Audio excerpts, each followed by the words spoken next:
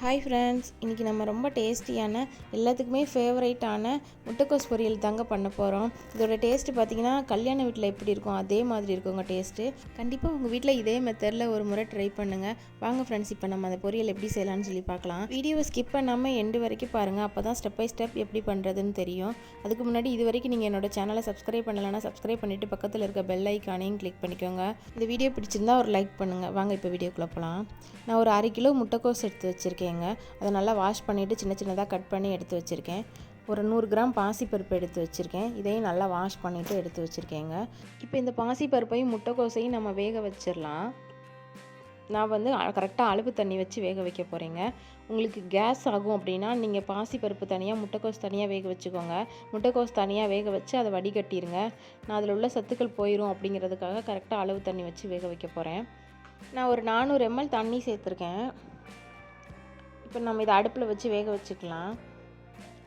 வீடியோவை ஸ்கிப் பண்ணாமல் பாருங்கள், சில ட்ரிக்ஸும் இதில் நான் சொல்லியிருப்பேன். ஸ்டார்டிங்கில் ஃபுல் ஃப்ளேமில் வைங்க. அது கொதிச்சதுக்கப்புறமேல் அடுப்பை அப்படியே மீடியம் ஃப்ளேமுக்கு அதை விட கொஞ்சம் கம்மியாக குறைச்சிட்டு ஒரு மூடி போட்டு மூடி ஒரு 10 to 15 minutes மட்டும் இதை குக் பண்ணிக்கலாம். இப்போ நமக்கு ஒரு 10 minutes ஆயிடுச்சு.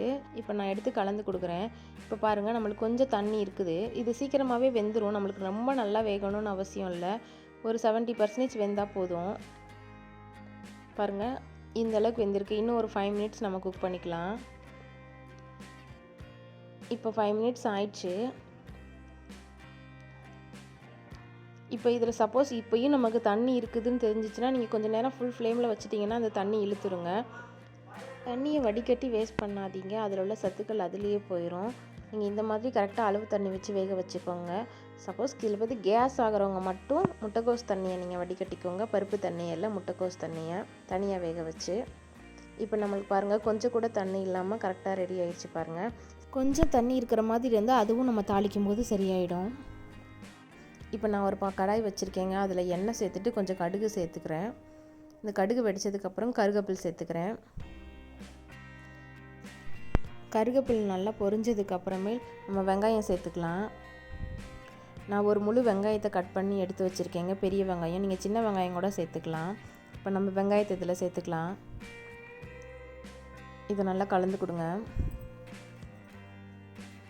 இப்போது நான் ஒரு 5-6 பல் பூண்டு உரித்து கட் பண்ணி எடுத்து வச்சுருக்கேங்க. அதையும் நம்ம இதில் சேர்த்துக்கலாம்.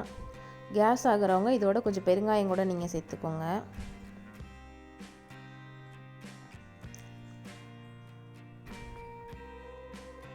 இது கொஞ்சம் நேரம் வதங்கட்டும், வெங்காயமும் அந்த பூண்டும். இதோட நான் ஒரு 3 பச்சை மிளகாய் கட் பண்ணி எடுத்து வச்சுருக்கேங்க. அதையும் நம்ம சேர்த்துக்கலாம். நமக்கு இந்த அளவுக்கு வெங்காயமும் பூண்டும் வெந்தால் போதும். இப்போ நம்ம வேக வச்சு வச்சுருக்க முட்டைக்கோசையும் பருப்பையும் நம்ம இதில் சேர்த்துக்கலாம். பாருங்கள், கொஞ்சம் கூட தண்ணி இல்லை. கொஞ்சம் ஈரப்பதம் இருக்கிற மாதிரி இருந்தாலும் இதிலையே நம்மளுக்கு சரியாயிடும். இது இப்போ நல்லா வதக்கி விடுங்க. ஆனால் கொஞ்சம் கூட தண்ணி இருக்கக்கூடாதுங்க.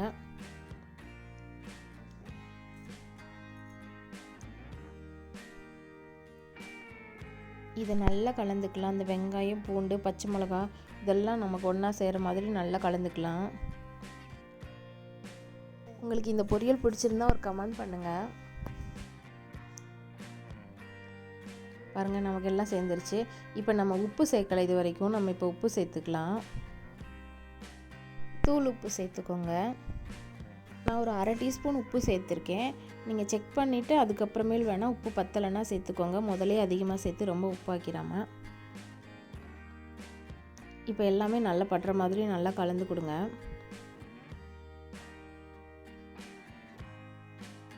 நிஜமாகவே இந்த முட்டைக்கோஸ் பொரியல் ரொம்ப சூப்பராக இருக்குங்க. எல்லாத்துக்குமே ரொம்ப பிடிக்குங்க. கண்டிப்பாக ஒரு முறை ட்ரை பண்ணுங்கள். ஒரு வீடியோக்கு ஒரு லைக் கொடுத்துட்டு பாருங்கள். இப்போ நமக்கு இது நல்லா வதங்கிடுச்சுங்க. இப்போ நான் இதில் தேங்காய் துருவி எடுத்து வச்சுருக்கேங்க. அதை நம்ம இதில் சேர்த்துக்கலாம். தேங்காய் அரைக்காதீங்க, துருவி எடுத்துக்கோங்க. அப்போ தான் இதுக்கு ரொம்ப நல்லாயிருக்குங்க. தேங்காய் பிடிக்காதவங்க வேணால் ஸ்கிப் பண்ணிக்கோங்க. ஆனால் தேங்காய் சேர்த்து பண்ணால் ரொம்ப டேஸ்ட்டாக இருக்குங்க.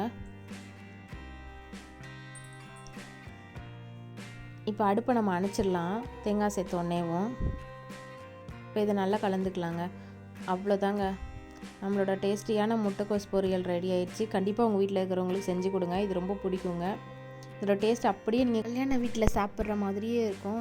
இது எல்லாத்துக்குமே காம்பினேஷன் ரொம்ப நல்லா இருக்குங்க. எல்லா குழம்புக்குமே இதை வச்சு சாப்பிட்லாம். இதை சப்பாத்தி கூட நீங்கள் வச்சு சாப்பிட்லாம். ஓகே ஃப்ரெண்ட்ஸ், இந்த வீடியோ உங்களுக்கு பிடிச்சிருந்துச்சுன்னா ஒரு லைக் பண்ணுங்கள் ஃப்ரெண்ட்ஸ், ஷேர் பண்ணுங்கள், கமெண்ட் பண்ணுங்கள், சேனலை சப்ஸ்கிரைப் பண்ணுங்கள். Thank you friends.